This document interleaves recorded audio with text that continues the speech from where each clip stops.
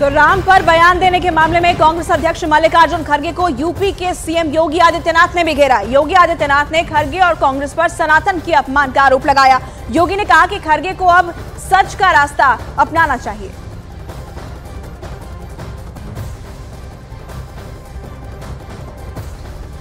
कांग्रेस की वास्तविकता सामने आ रही है। भारत की सनातन परंपरा को अपमानित करना, उसको लांछित करना, भारत की आस्था के साथ खिलवाड़ करना, ये कांग्रेस की प्रवृत्ति है। और कांग्रेस अध्यक्ष के द्वारा यही बात जो उनको कांग्रेसी संस्कार में प्राप्त हुआ है, वही बात वो अपने भाषणों में कर रहे हैं।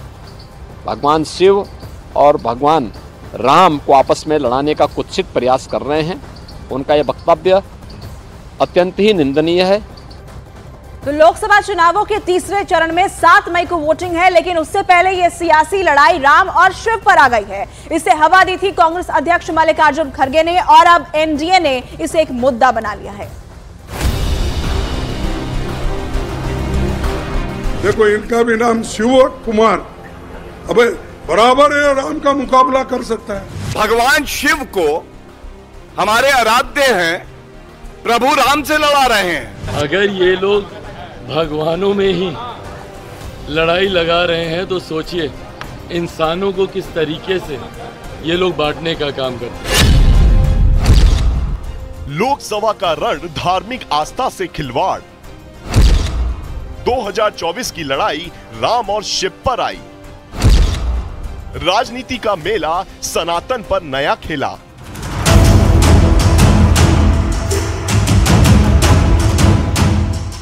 राजनीति जो ना करवाए कम है, राजनीति जो ना कहलवाए कम है।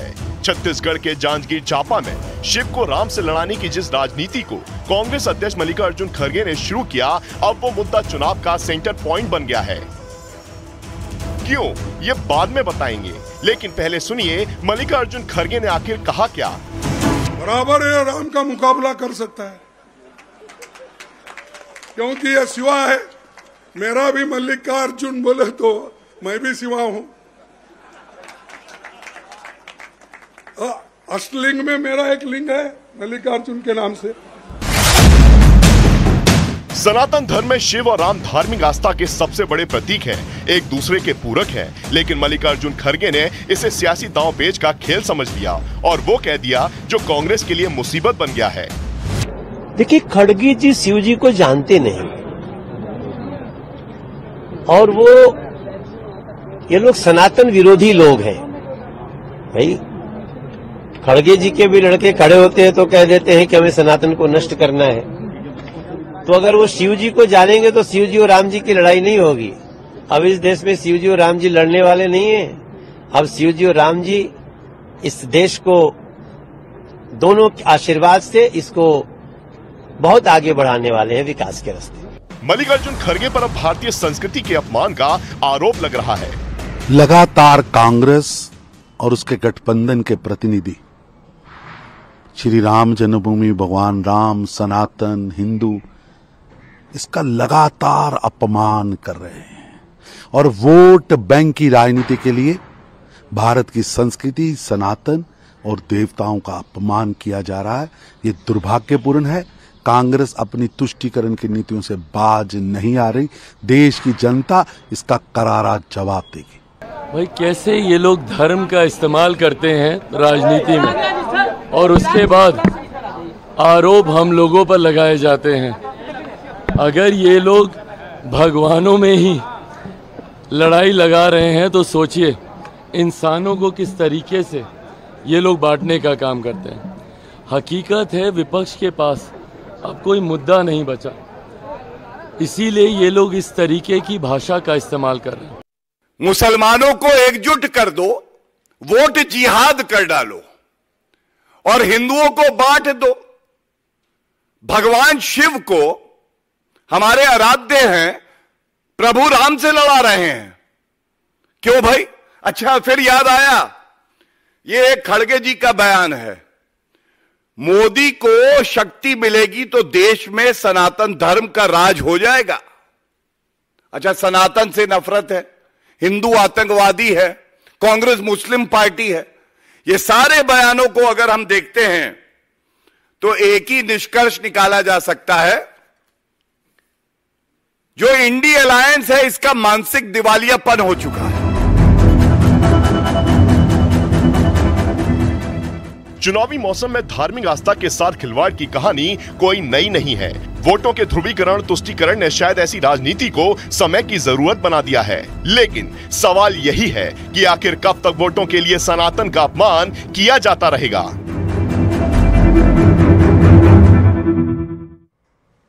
तो बड़ी खबर आपको बता रहे हैं लगातार कैसे राम वर्सेस शिव पर आ गई है ये चुनावी लड़ाई, और कांग्रेस अध्यक्ष मल्लिकार्जुन खड़गे का एक बयान जिसके बाद बीजेपी के तमाम कद्दावर नेता हमलावर हो चुके हैं, न सिर्फ मल्लिकार्जुन खड़गे पर बल्कि कांग्रेस के ऊपर भी। वो बयान क्या है वो भी आपको बताऊं कि मल्लिकार्जुन खड़गे दरअसल प्रचार करने पहुंचे थे और वहीं पर जो कैंडिडेट है उनका नाम शिव था, जिसका जिक्र करते हुए उन्होंने कहा कि इनका नाम शिव है और मेरा नाम तो मल्लिकार्जुन है, ज्योतिर्लिंगों में से एक ज्योतिर्लिंग मेरे नाम का भी है और शिव ही राम का मुकाबला करेंगे।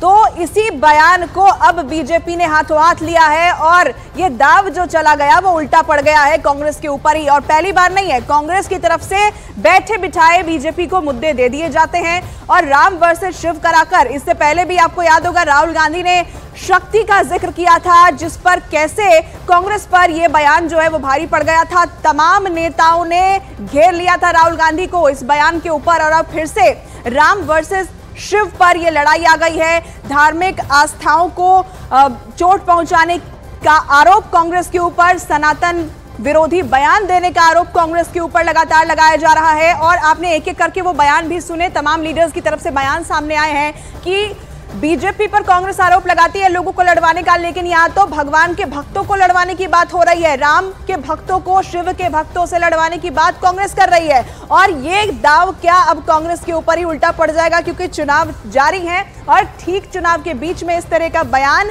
कांग्रेस के लिए कहीं उल्टा ना पड़ जाए। मल्लिकार्जुन खड़गे ने तो बयान दे दिया, लेकिन अब ये नया सियासी संग्राम इसके ऊपर छिड़ चुका है और एक एक करके प्रधानमंत्री हो चाहे योगी आदित्यनाथ हो, तमाम नेता बीजेपी के इस बयान को हाथों हाथ ले रहे हैं और उनकी तरफ से सनातन को ठेस पहुंचाने का, सनातन के अपमान का आरोप कांग्रेस पर लगा है। पहली बार नहीं है, कांग्रेस के नेताओं की तरफ से इस तरह के बयान पहले भी दिए जाते रहे हैं और बीच चुनाव में इस बयान से अब ये जो लड़ाई थी, सियासी लड़ाई, अब ये अलग मोड़ ले सकती है क्या, ये सवाल लगातार बना हुआ है। मल्लिकार्जुन खड़गे का ये बयान जो छत्तीसगढ़ में उन्होंने दिया, उस पर अब जो प्रतिक्रियाएं हैं वो लगातार सामने आ रही है। प्रधानमंत्री ने कहा कि राम भक्त और शिव भक्तों में भेद कराने की मंशा है, तुष्टीकरण के लिए आखिर कांग्रेस और कितना गिरेगी, ये प्रधानमंत्री की तरफ से बयान दिया गया। आज ही उन्होंने पलटवार करते हुए कहा कि आखिर कांग्रेस लोगों को बांटने के लिए राम भक्त और शिव भक्त में